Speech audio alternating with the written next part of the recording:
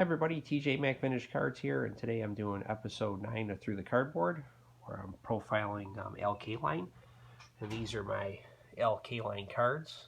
I don't have his 54 Topps rookie or his 55 Topps. I predominantly collect 56 to 89 baseballs, I've said many times. Years prior to that, I do have some cards, but I don't have like the key cards or anything from 52, 53, 54, and 55. I likely never would or never will. I don't plan on doing that. But I do have some cards from those years. But I don't really intend to get his rookie or his 55 Topps in all likelihood. There's other cards I'm looking for. But I do have all his cards from 55 Bowman and then from 56 to 74 Topps. So just kind of going through here. And I'm going to talk a little bit about Kaline today. I did some research on him, and I just kind of put some thoughts together on him that I would just want to share with everybody in this short video. So I'm just going to ask everybody just to take themselves back to the late 1950s. The New York Yankees, who were the kings of baseball at that time under Casey Stengel, they were hosting the Detroit Tigers. It was the ninth inning. The Yankees had 2 men out with 2 men on, and they were trailing by 2 runs. Mickey Mantle, the bull-necked Bronx Bomber, who stretched the pinstripes on his uniform to the max, steps up to the plate. The pitch comes in, and Mantle, with his teeth grinding, launches one to right field. Yankee announcer Mel Allen, with his clear southern drawl, belts out, "The Yankees win, 5-4. They win, 5-4. Down in the visitors' clubhouse at the cavernous Yankee Stadium, Detroit's equipment manager angrily turned off the radio and waited for the conservatively cut kids in gray and blue to mope in from the playing field, with their heads down in defeat after a long, grueling night of baseball. But quickly they appeared, yelling and laughing. That home run that Allen had called too quickly had suddenly become a long, game-ending out, though it was spectacular. You see, the Tigers' right fielder, Kaline, had raced to the auxiliary scoreboard in front of the right field wall at the stadium, and bracing himself against the scoreboard with his bare hand, he had leaped and backhanded the ball with his glove. Kaline had merely done it again. He demonstrated his spectacular outfield play and athletic prowess that would take him to the Hall of Fame. Now, to me, it's real hard to measure Kaline's greatness.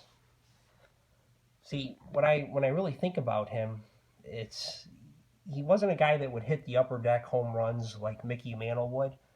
He was more a lower deck type hitter, where Mantle would have the tape measure, historic type shots. And in fact, Kaline, he finished his career with 399 home runs, and I read that he has the most home runs for any player to never hit 30 in one season. Found that really, really interesting.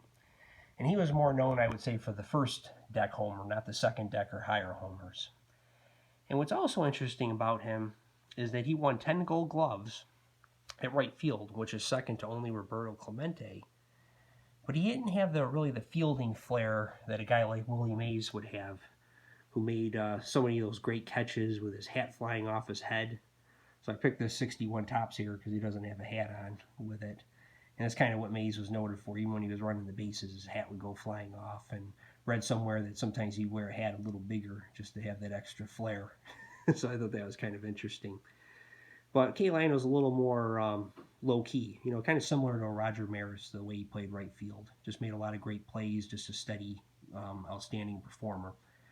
And then he's also kind of reminded me a little bit of Stan the Man Musial in the sense that he was a very good hitter, although I did read that hitting didn't really come very easy to Kaline like fielding did. He had to really work hard at it.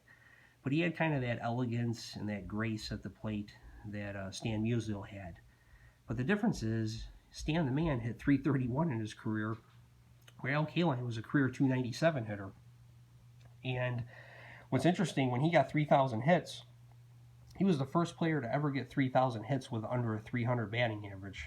which is another thing I found really something new that I never knew about him. And I also learned that he likely wouldn't even have got 3,000 hits if it wasn't for the DH rule, because when he played in 1974, he never played the field one time that year. So if it wasn't for the DH, he likely would have had to retire.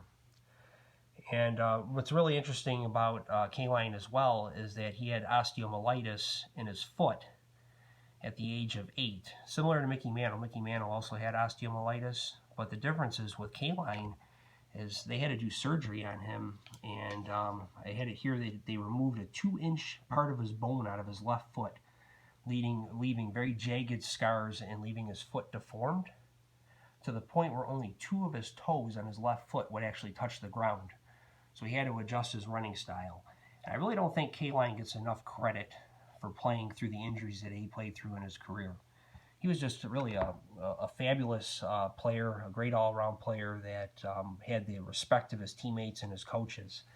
And I'm just going to leave you with this today that came from his coach, Mayo Smith. I'm going to show you a picture of him here from my 69 top set. So there's Mayo Smith. And he said that Kaline had a steady and quiet way about him, and it was a way that really endeared him to his teammates.